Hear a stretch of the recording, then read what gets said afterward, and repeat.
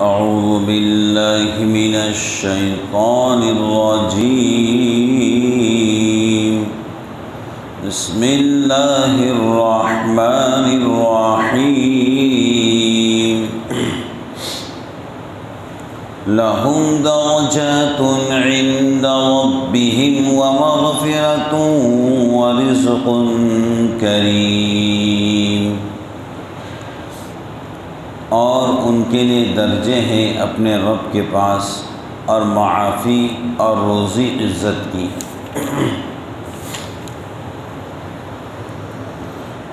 اللہ رب العالمین نے اس آیت مبارکہ میں اہل ایمان اور سچے مسلمان اور سچے مومنین کو 3 چیزوں کا وعدہ فرمایا ہے. اس آیت مبارکہ میں اللہ تعالیٰ نے سچے مومنین کو اور سچے مسلمانوں کو 3 چیزوں کا وعدہ فرمایا. پہلی چیز درجات عالیہ، دوسری مغفرت اور تیسرے رزق عمدہ. جو سچے پکے کھرے اور کھرے مسلمان ہوں گے اور اہل ایمان اور مومن صالح ہوں گے، اللہ تعالیٰ ان کے درجات کو بلند فرمائیں گے. انہیں جو ہے عزتوں کا مقام ملے گا. اللہ کی نگاہ کے اندر وہ محبوب ترین بن جائیں گے. بلکہ اللہ رب العالمین ان کو دنیا کے اندر عزتیں لکھ دیں گے. وہ لوگ ان کو نہیں جانتے ہوں گے تب بھی قدر سے ان کا نام لیں گے. لوگ پہچانتے نہیں ہوں گے تب بھی ان کی عزت کریں گے. تو یہ اہل ایمان سچے مسلمانوں کو اللہ کی طرف سے ایسا مقام ملتا ہے. بلکہ حدیث پاک میں آتا ہے، جب انسان عبادات کے ذریعے اور نوافل کے ذریعے اور ذکر و اذکار کے ذریعے اور دیگر صحیح معاملات کے ذریعے اللہ تعالیٰ کے اتنے قریب پہنچ جاتا ہے کہ اللہ تعالیٰ فرشتوں کے دنیا کے اندر اعلان فرماتے ہیں، اے فرشتوں، ہم فلاں بندے سے محبت کرتے ہیں، تم بھی ان سے محبت کرو. اور جبرائیل امین کو حکم ہوتا ہے کہ تم جا کر فرشتوں کے دنیا میں اعلان کرو کہ فلاں بندے سے اللہ تعالیٰ محبت کرتے ہیں. اے فرشتوں، تم سب مل کر اس بندے سے محبت کرو. بلکہ آگے یہ فرمان ہوتا ہے، مشرق اور مغرب میں جا کر اعلان کر دو کہ اللہ تعالیٰ اور اللہ کے فرشتے فلاں بندوں سے محبت کرتے ہیں. اے دنیا کے تمام باشندوں، تم بھی ان سے محبت کرو. ثم یوضع له القبول فی الارض، زمین کے اوپر اللہ پاک قبولیت لکھ دیتے ہیں. تو جو سچے مسلمان ہوں گے اور پکے ایمان والے ہوں گے، یہ ان کے لیے بشارت ہے کہ دنیا کے اندر ہی ان کو عزتوں کا مقام مل جاتا ہے. اور دین بدین اللہ تعالیٰ ان کے درجات کو بلند فرماتے ہیں. دن بدین ان کو رفعت شان اللہ کی طرف سے ملتی رہتی ہے. اور جو سچے مسلمان ہوں گے، پکے اہل ایمان ہوں گے، نمبر 2 بات اللہ تعالیٰ ان کی مغفرت کریں گے. کیا کریں گے؟ مغفرت. اور اہل ایمان تو یہی چاہتا ہے کہ اللہ تعالیٰ اس کی مغفرت فرمائے. ہر اہل ایمان کی تمنا ہوتی کہ اللہ اس کو معاف فرمائے. ہر مسلمان کی تمنا ہے. تو نیک اعمال کی برکات سے، سچے ایمان والے بننے کی برکات سے اللہ رب العالمین مغفرت کے فیصلے فرماتے ہیں. مغفرت فرماتے ہیں اور ایسے کامل مغفرت کہ اس کے بعد پھر کبھی حساب و کتاب نہیں ہوگا. بندہ جو ہے مرنے کے بعد اللہ تعالیٰ کی آغوش رحمت میں پہنچ جاتا ہے. کہاں پہنچتا ہے؟ آغوش رحمت کے اندر. اللہ رب العالمین کے رحمت کے سائے کے اندر پہنچ جاتا ہے. بات سمجھ گئے؟ دیکھنے والوں نے دیکھا، کہنے والوں نے کہا کہ ہم نے کئی قبروں سے خدا کی قسم خوشبو کے جھونکے سنے ہیں،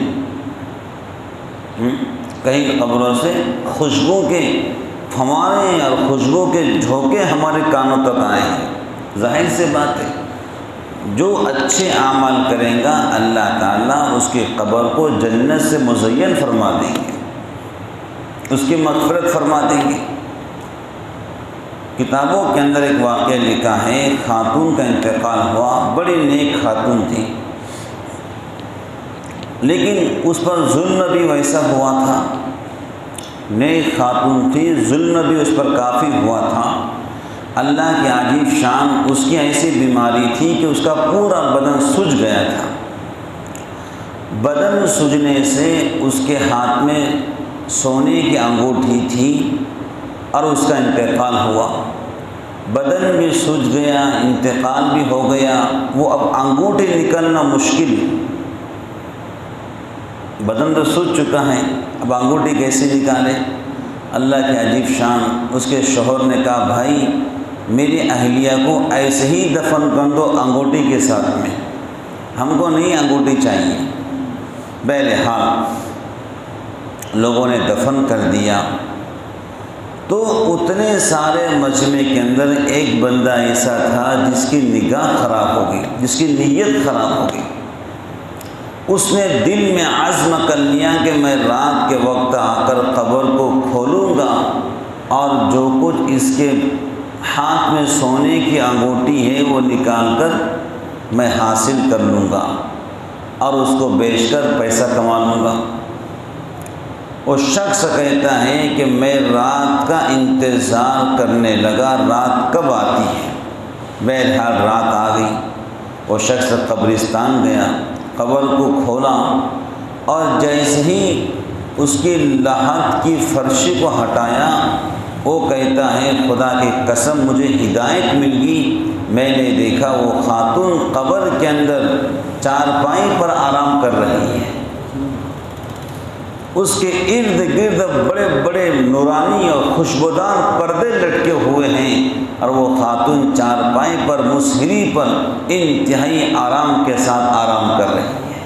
تب میں سمجھ گیا کہ اللہ تعالیٰ نے اس کی مغفرت کر دی ہے اور اللہ نے آخرت کا جو راز ہوتا ہے کشفاً مجھ پر ظاہر کر دیا ہے۔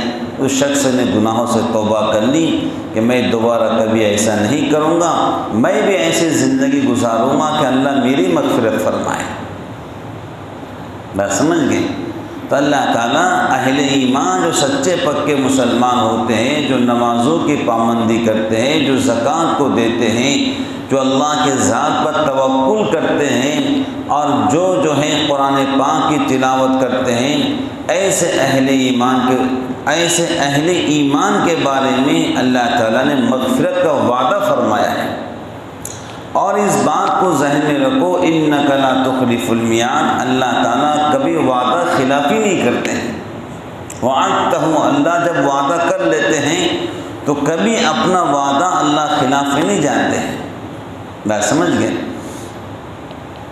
کئی لوگوں نے دیکھا ہے کہ لوگوں کا انتقال ہوا اور ان کی مٹی سے خوشبو آ رہی ہے۔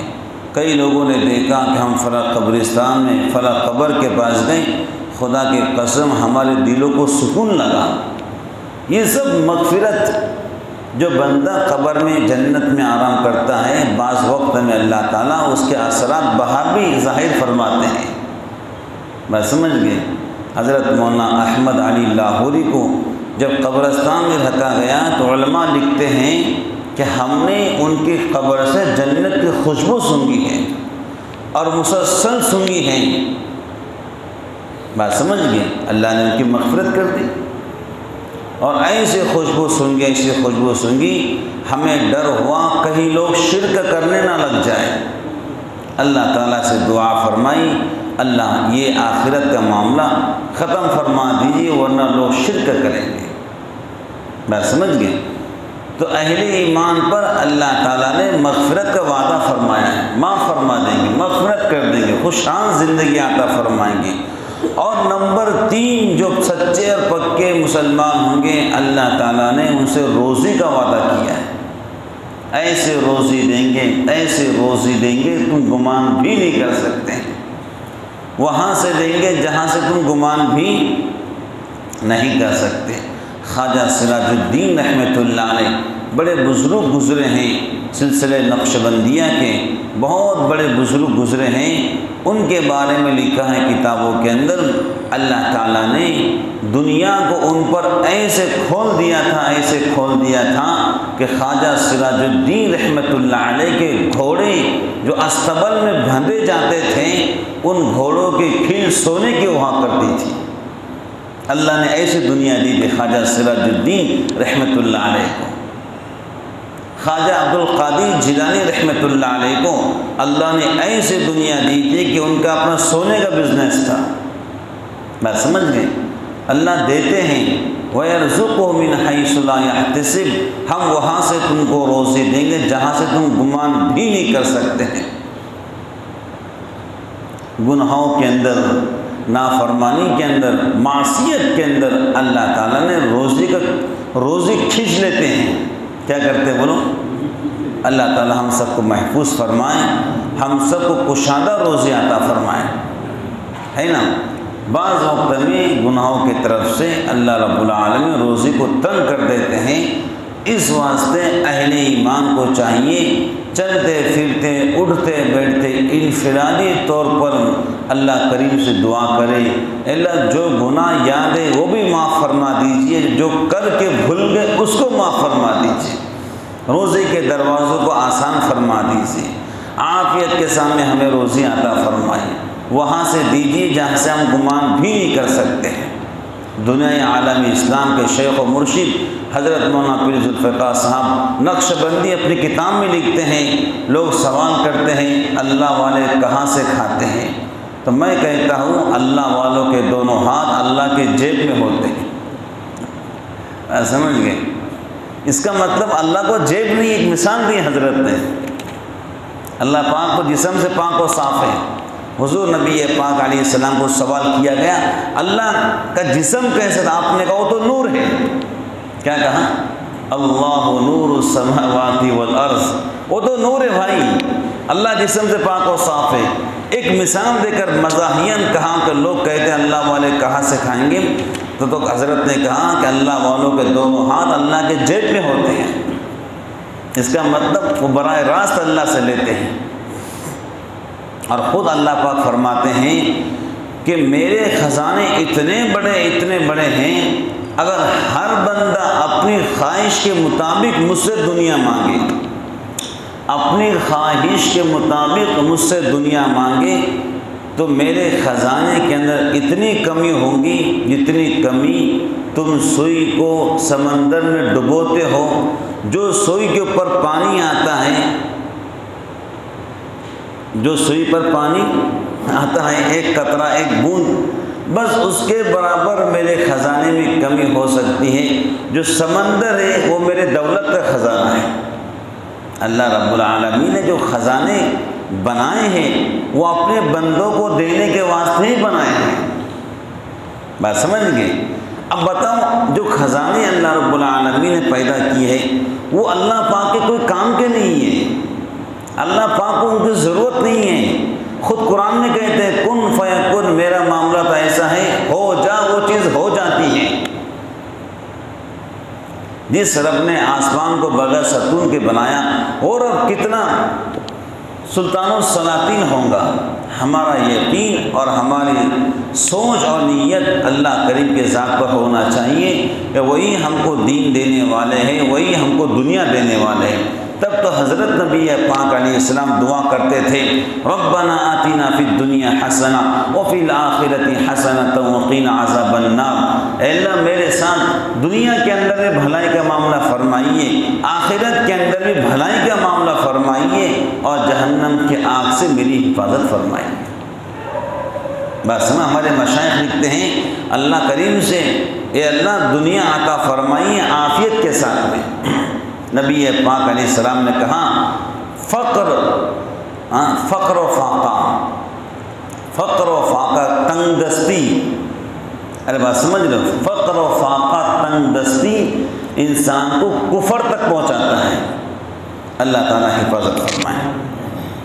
بات سمجھ رہے ہیں؟ کہاں تک پہنچاتا ہے؟ کفر تک۔ ابھی جو معیشت تباہ ہو گئی ہے لاک ڈاؤن کی طرف سے، لوگ پریشان حال ہیں، اس کا کچھ پلان اور ہی لگتا ہے کہ لوگوں کو اتنا پریشان کر دیا جائے، ایک وقت آئے کہ پھر وہ سی کی ہوا چلائی جائے جس کے اندر ایک بڑی تعداد کے اندر لوگ ارتداد کی طرف جائیں۔ ارتداد یعنی دین سے دور ہو جائے، لوگ بس یہی سوچیں کہ ہم نے آدھی روٹی کیسے کھانا ہے۔ بات سمجھ گئے؟ اللہ تعالیٰ محفوظ فرمائیں۔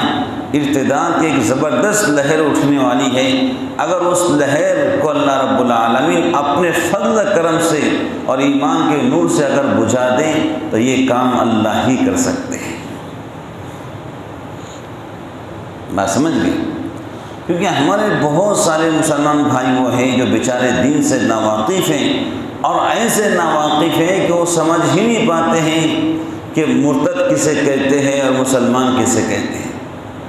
جو بیچارے کبھی کبھار نماز پڑھتے ہیں، ان کو دین کا اتنا علم نہیں ہے، ہو سکتا ہے اپنے بال بچوں کے پیٹ کی طرف سے وہ کہیں اس میں شمار نہ ہو جائیں۔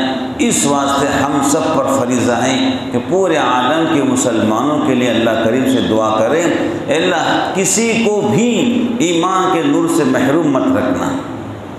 جو اہل ایمان ہیں آپ ان کی حفاظت فرمائیے۔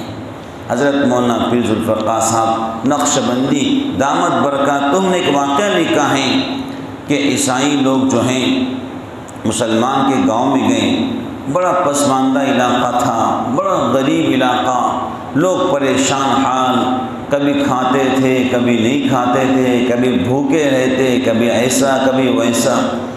بہرحال عیسائی لوگوں نے کہا دیکھو ہم تمہارے بچوں کو تعلیم بھی دیں گے، تم کو ہر مہینہ راشن بھی دیں گے، اور تم مسلمان رہو، مسجدوں میں نماز جو چاہیں کرو، آپ کو مذہب کی آزادی بالکل فریش، لیکن ایک کام تم نے یہ کرنا ہے کہ تمہاری قبرستان کی ہر قبر پر عیسائیوں کی تختیاں لگا دو۔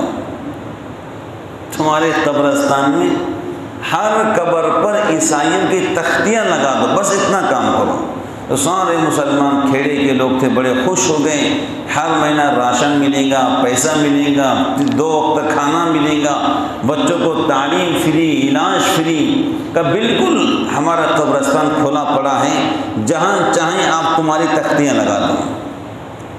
اب ان لوگوں نے تختیاں لگانا شروع کر دیا۔ اللہ کی شان 10 20 50 سال کے بعد جو نئی نسل پیدا ہوئی، تب عیسائیوں نے ان سے کہا تم کون ہو؟ کہا مسلمان۔ کہا نہیں، چلو قبرستان میں دیکھو تمہارے باپ دادا عیسائی، تم مسلمان کب سے بنے ہو؟ 50 سال کے بعد وہ نئی نسل کو قبرستان لے کر گئے، دیکھو تمہارے باپ دادا تو عیسائی تھے، تم کب سے بنے ہو مسلمان؟ ہم تم کو پیسہ دیں گے، راشن دیں گے، اسکول دیں گے، سب دیں گے، تم سب جو ہیں یسوع مسیح کو ماننے والے بن جاؤ۔ سارا گاؤں عیسائی بن گیا، سارا گاؤں مرتد بن گیا۔ 50 سال پہلے جو پلاننگ کی گئی تھی وہ بالکل صحیح نکلی، اور بچوں نے کہا باپ دادا تو عیسائی ہیں، کیونکہ ان کے قبروں پر تختیاں لگی ہوئی ہیں، ہم تو بلا وجہ مسلمان بنے پھر رہے۔ ارے بات سمجھ رہے ہیں؟ تو ان حالات کے اندر میں اور آپ اللہ کریم سے دعا کریں، اے اللہ ہماری دنیا ایسی دیجیے، ایسی دیجیے کہ ہم اپنے آپ کے بندوں کے کام آ سکیں۔ ارے بولو بھائی، ہم نے تو سب اللہ پاک سے مانگنا ہے انشاءاللہ، بولو اے اللہ ہمیں دنیا ایسی دیجیے کہ ہماری دنیا کو دیکھ کر لوگ دین پر آ جائیں۔ میں سمجھ گئے؟ اللہ کے محبوب حضرت نبی پاک علیہ السلام نے فرمایا جس کو سواری اچھی مل جائے، جس کو مکان اچھا مل جائے، جس کو بیوی اچھی مل جائے، اس کو دنیا کے ساری نعمتیں مل گئی۔ کہ ہم نے تو اللہ پاک سے دعا کرنا ہے، پیارے اللہ دھکے بکے کھاتے کا زمانہ ہو گیا، ہمیں گالیاں عطا فرمائیں گے۔ بھائی اللہ سے نہیں مانگیں گے تو پھر ہم نے اس کے سے مانگنا پڑے گا، ہر چیز اللہ سے مانگو۔ بلکہ حضرت نبی پاک علیہ السلام کا نالین مبارک یعنی جوتا اگر پھٹ جاتا وہ بھی آپ اللہ سے مانگتے تھے۔ بات سمجھ گئے؟ اور جو اہل ایمان ہوں گے، جو سچے پکے مسلمان ہوں گے، اللہ تعالیٰ نے روزی کا وعدہ کیا ہے، ہم تمہیں روزی عطا فرمائیں گے۔ بات سمجھ گئے؟ ابھی سورج نکل رہا ہے، ابھی روزی تقسیم ہو رہی ہے۔ نوم الصبح یمنع الرزق، صبح کا سونا روزی کو روکتا ہے۔ ابھی روزی تقسیم ہوں گی انشاءاللہ الرحمن۔ جنہوں نے فجر کی نماز پڑھی ہے باجماعت اور اللہ کا ذکر بھی کیا، اشراق بھی پڑھی انشاءاللہ الرحمن ابھی، تو اللہ تعالیٰ روزیوں کو تقسیم، لو روزی۔ اور جو سوتے پڑے رہیں گے وہ ایسے ہی پریشان اٹھیں گے، پریشان پھریں گے، بھائی دعا کرو روزی نہیں ہے، یہ نہیں ہے۔ بھائی روزی کا وعدہ تو فجر کی نماز کے ساتھ میں ہے، بلکہ حدیث میں آتا ہے تم اشراق کی نماز پڑھو، تمہارے دن بھر کے اللہ کام کروا دیں گے انشاءاللہ الرحمن۔ تو ہم نے اللہ کے ذات میں انشاءاللہ یقین کرنا ہے، اللہ ہی دینے والے ہیں۔ دیکھو ایک واقعہ سناتا ہوں، روزی کیسی ملتی۔ 4 بیٹے تھے، کتابوں میں لکھا ہے کہ ان کے ماں باپ چاروں میں مشورہ ہوا، چلو بھائی جو کچھ ماں باپ کی وراثت ہے تقسیم کر لیتے ہیں ان کے حیات کے اندر۔ تو یہ زمین تقسیم ہو گئی، وہ گھر، ساری چیزیں تقسیم ہو گئی۔ اب رہا ماں باپ کا نمبر، تو چھوٹے بھائی نے کہا سب چیزیں تقسیم تو ہو گئی ہیں، اب ماں باپ کو کون سنبھالے گا؟ تو بڑے نے کہا بھائی تو سنبھال لے، نمبر 2 نے کہا تو سنبھال لے، نمبر 3 تو سنبھال لے۔ تو اس نے کہا بھائی تم تینوں کو ماں باپ کی وراثت لے لیے، اب بڑا مزہ آ رہا ہے، اور جب ان کی خدمت کا موقع آیا تو کہتے ہیں کہ تو سنبھال لے۔ اس چھوٹے بیٹے نے کہا ٹھیک ہے، جو کچھ مجھے ابھی وراثت کے اندر ملا ہے وہ بھی تم تینوں لے لو، خالی بس ماں باپ کو مجھے دے دو، میں انشاءاللہ ان کی خدمت کروں گا۔ اب تینوں بھائی اور خوش ہو گئے، جو ایسی نافرمان قسم کے لوگ تھے کہ بھائی زمین بھی مل گئی، ماں باپ بھی چلے گئے، بڑے خوش ہو گئے۔ کہا بڑا بیوقوف بھائی ہمارا جو ہے وراثت ہم ہی کو دے دیا، بوڑھے ماں باپ کو لے لیا۔ اللہ کی شان، ماں باپ کی خدمت کرتا رہا۔ ایک دن وہ بھی آیا، اللہ نے اس کو بیوی بڑی نیک دی تھی، بڑی سمجھدار تھی، عقل مند تھی، کہنے لگی اگر ہم آج اپنے ماں باپ کی خدمت کریں گے تو ہمارے بچے کل ہماری خدمت کریں گے۔ اللہ کی شان، وہ محنت مزدوری کرتا، ماں روز دعائیں دیتی ہے پیارے اللہ میرے بچے کو روزی عطا فرمائیے، باپ روز دعائیں دیتا جہاں تجھے اللہ اتنا دے گا کہ تیری نسلیں بیٹھ کر کھائیں گی۔ بہرحال ماں باپ کی دعا تھی۔ ایک دن بازار گیا، مچھلی خریدی، اللہ کی شان، مچھلی گھر لے کر آیا، اس کو فریش کیا، اور جب اس کو کاٹنا شروع کیا، کاٹتے کاٹتے مچھلی کے پیٹ میں 2 انتہائی قیمتی ہیرے نکلے، انتہائی اعلیٰ قسم کے ہیرے۔ اس نے ہیروں کو اچھا دھویا، صاف کیا، بازار میں گیا تو بازار کے تمام لوگوں نے کہا جو ہیرے کے بیپاری ہوتے ہیں اس کی قیمت صرف بادشاہ ہی ادا کر سکتا ہے، ہمارے پاس اتنی قیمت نہیں کہ اس کو ادا کر سکے۔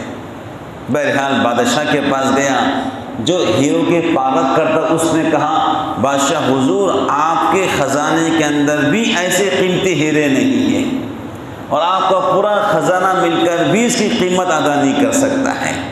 اس جوان نے کہا یہ ہیرے قیمتی نہیں ہیں، ماں باپ کی دعا نے اس کو قیمتی بنا دیا ہے۔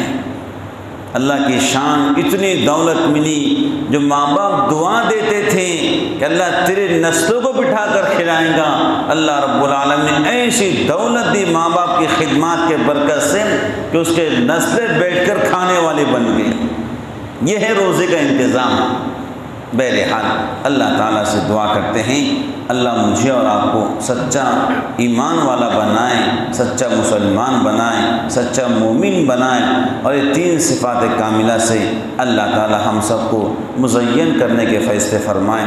آمین ثم آمین، وآخر دعوانا الحمد للہ رب العالمین۔